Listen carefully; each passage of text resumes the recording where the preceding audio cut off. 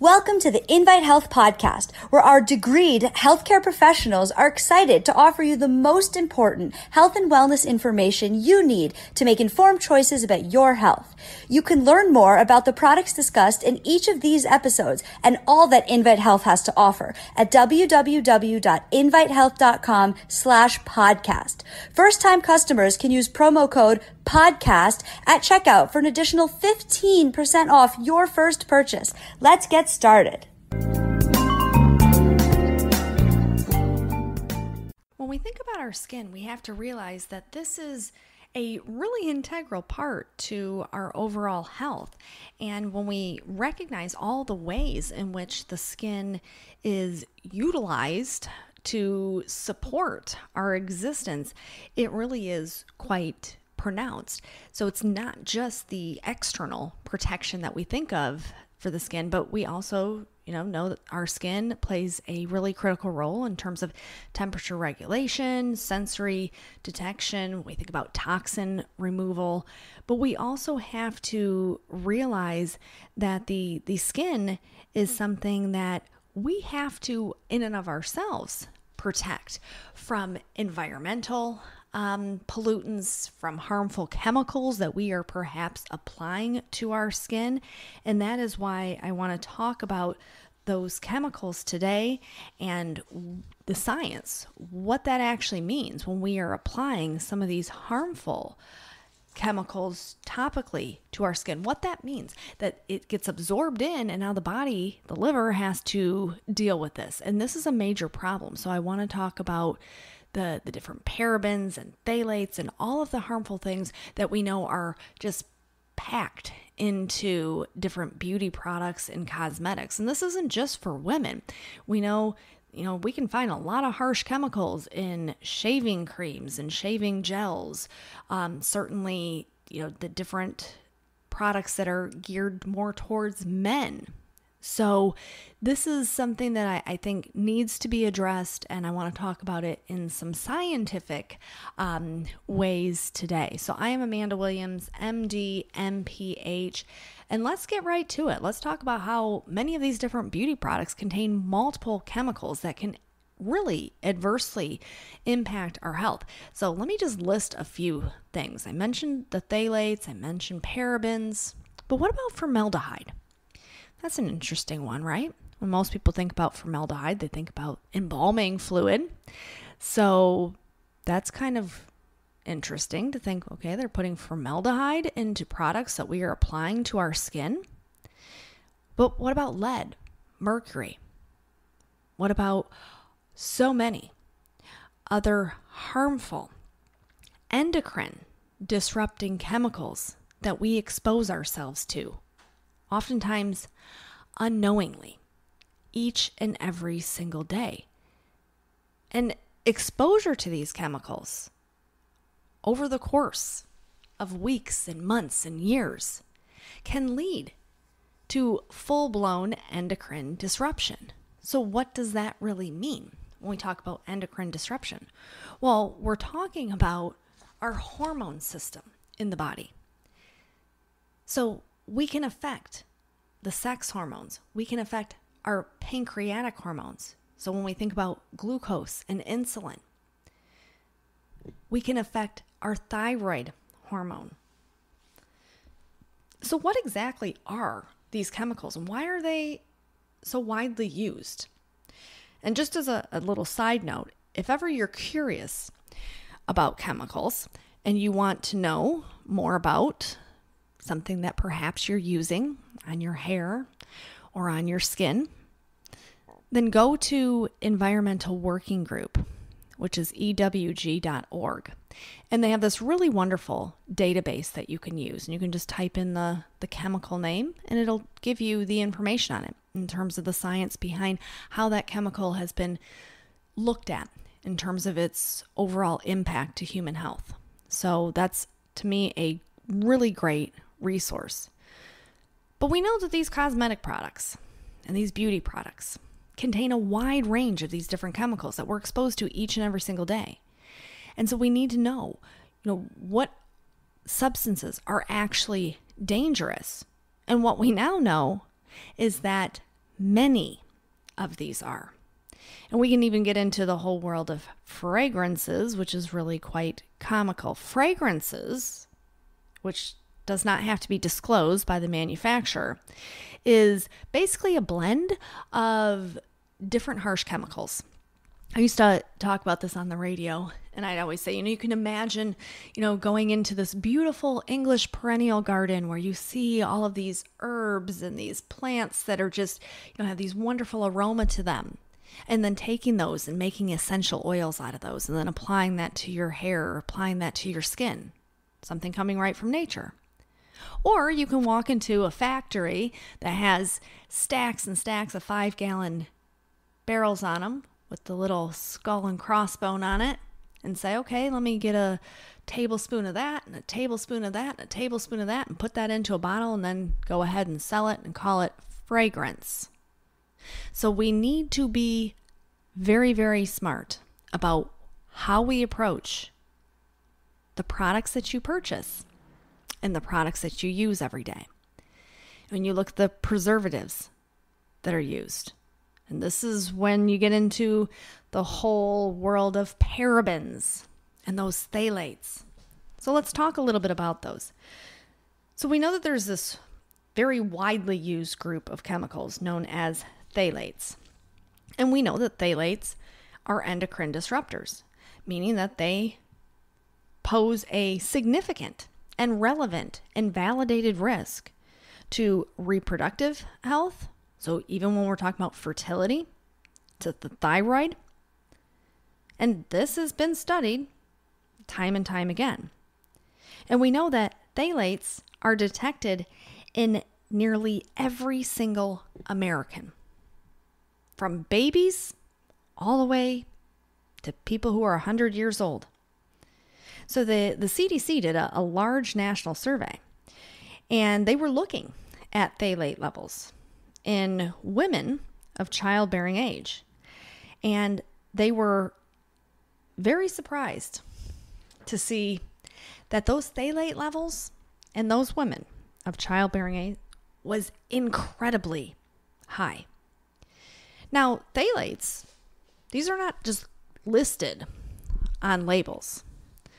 So these are just common ingredients that you find in everyday cosmetic and body care products. And so you're not generally going to recognize that there is phthalates in it. And companies are not required to list this. Because remember, they can categorize this. This can fall into fragrance. So when you walk into a store and you smell something, say, oh, wow, that lotion over there, that smells so nice. Well, where's that smell coming from? And then take yourself back into that big warehouse with all of those 5-gallon barrels and think, that's phthalates. And do I want to be putting that onto my skin? No. Now, the Environmental Working Group, they tested a whole slew of brand name products. And in those products that they tested, more than 3/4 of those contained phthalates. So it's widespread. We certainly know this. We know that phthalate exposure, which we're seeing from infants all the way up to the elderly, high amounts have been linked to hormonal changes in children. They've been linked to reduction in sperm production in men.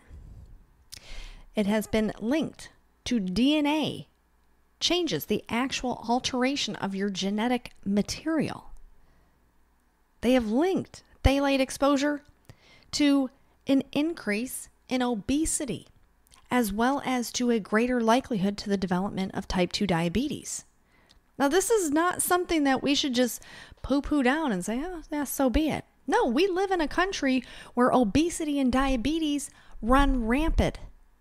And yes, we can look at the diet, but we also have to look at these other factors and say, oh my goodness, if throughout your entire life you've been using a lotion or a shampoo that's loaded with all of this stuff, then you're just adding insult to injury each and every single day.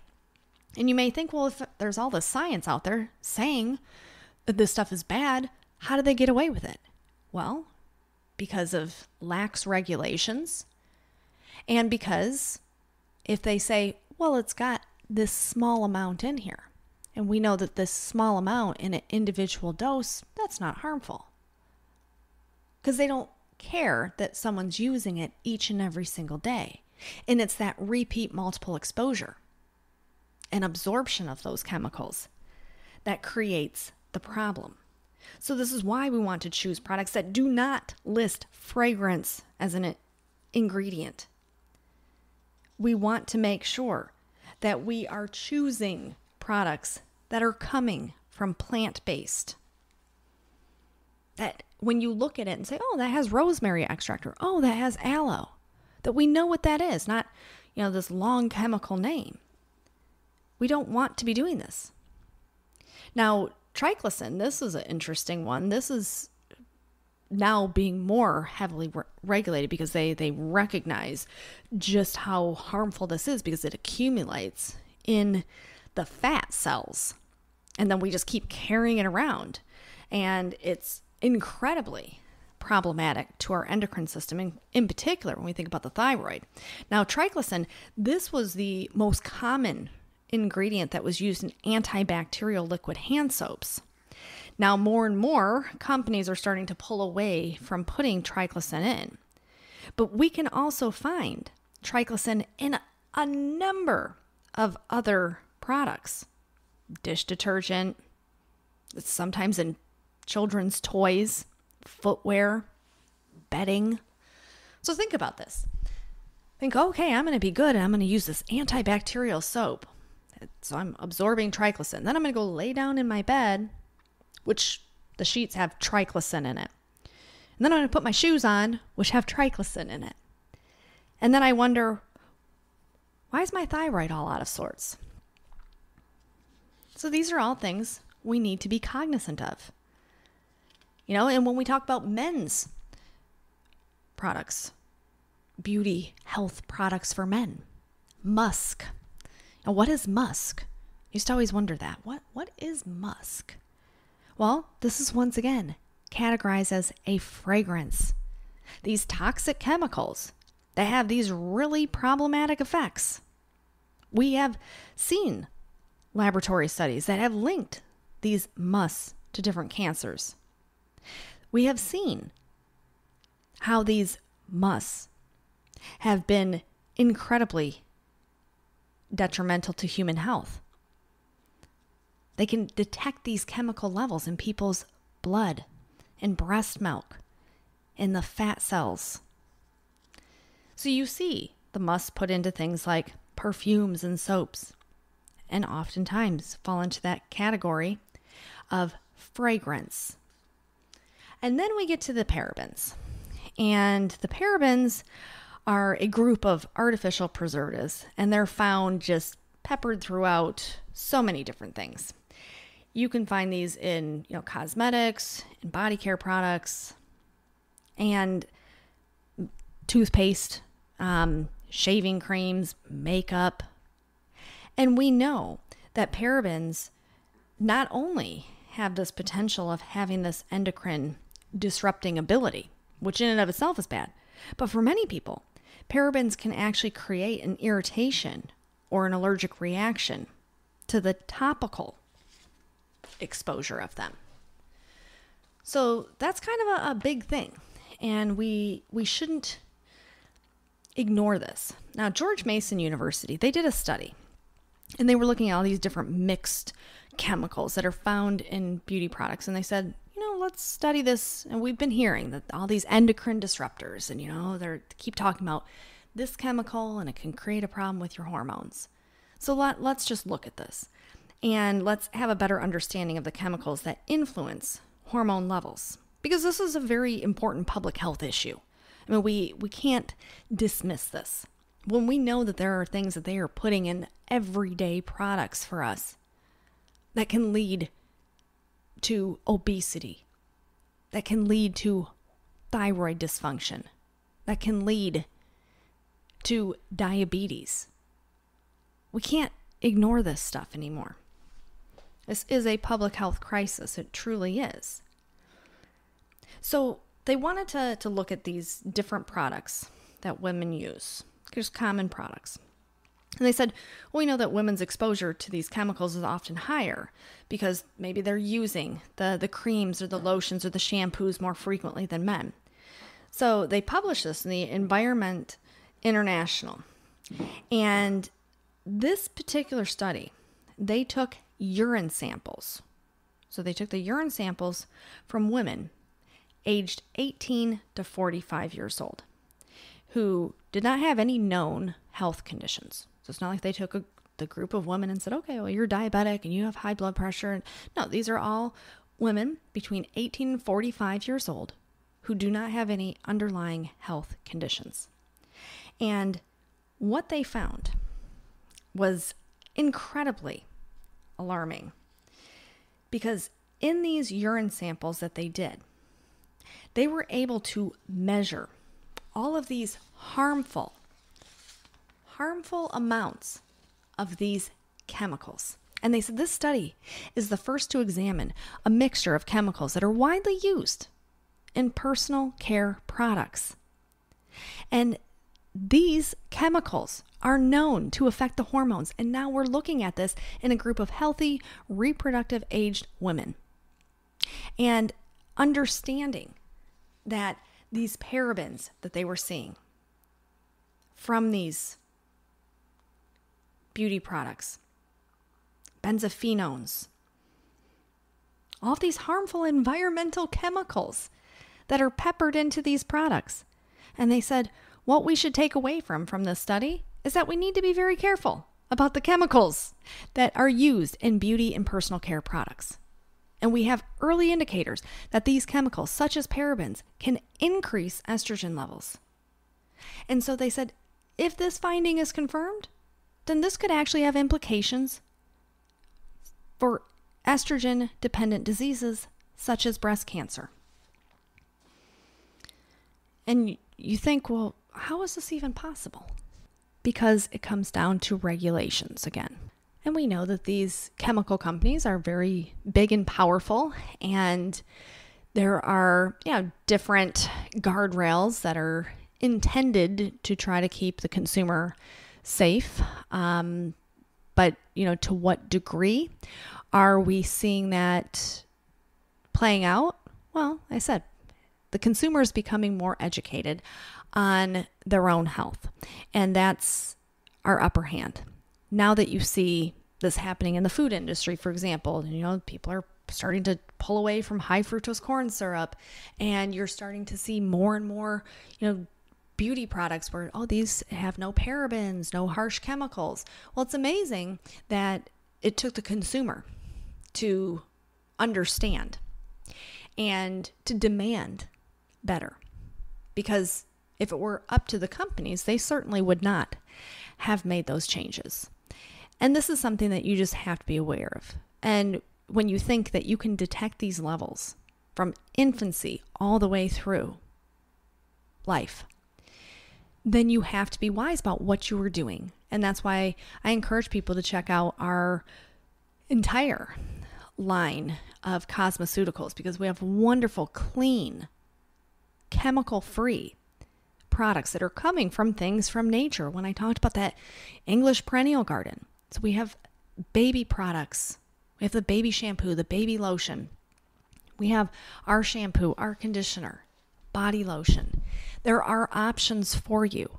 And I certainly encourage you to look into this because your health matters.